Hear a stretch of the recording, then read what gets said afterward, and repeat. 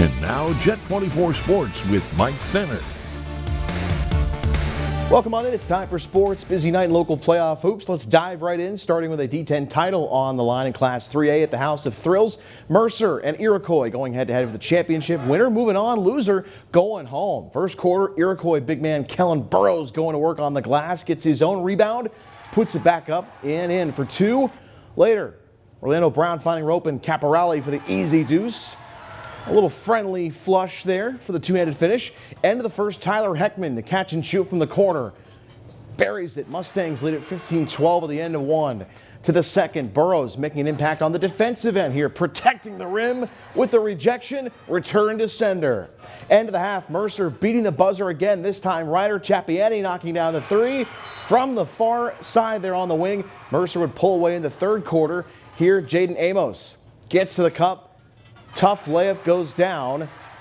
And then later, Amos dishing to Chapiani, who finishes through the contact. Count the bucket plus the foul.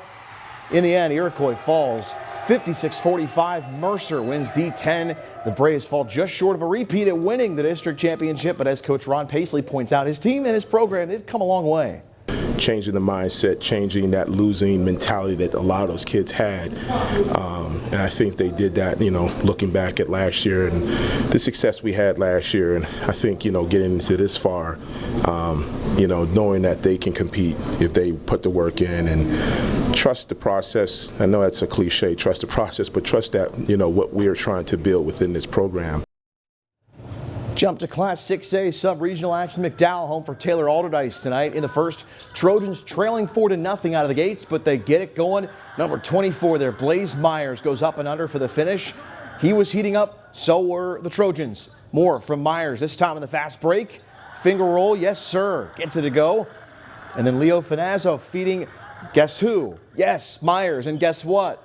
They better find an answer to stop him quickly or it's going to be a long night, and it was. Too late there. He scores 6 unanswered on his own.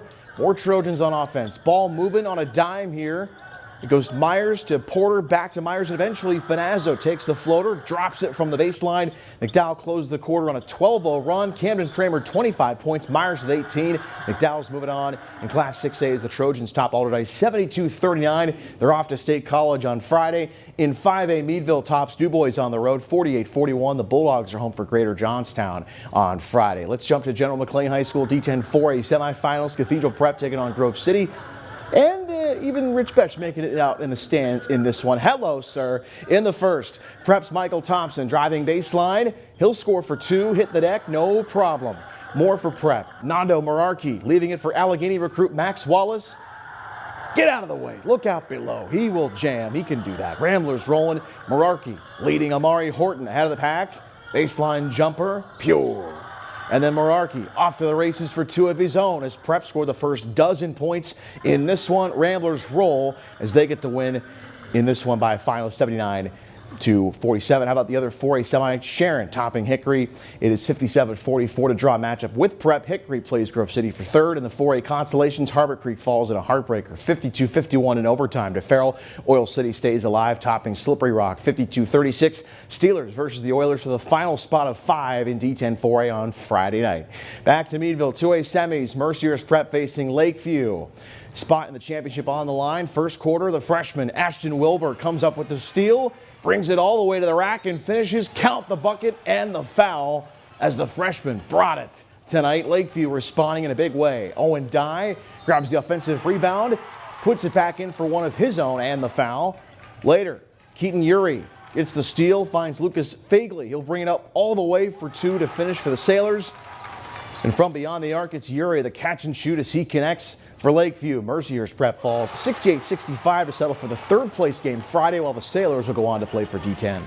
In the locker room after the game, we're putting together some pieces back in there. Chase and Tanner and Alex gave it everything they had today, and they gave it everything they had this last year and these last 4 years. So, it's going to be under their leadership that we put everything back together for a game Friday night.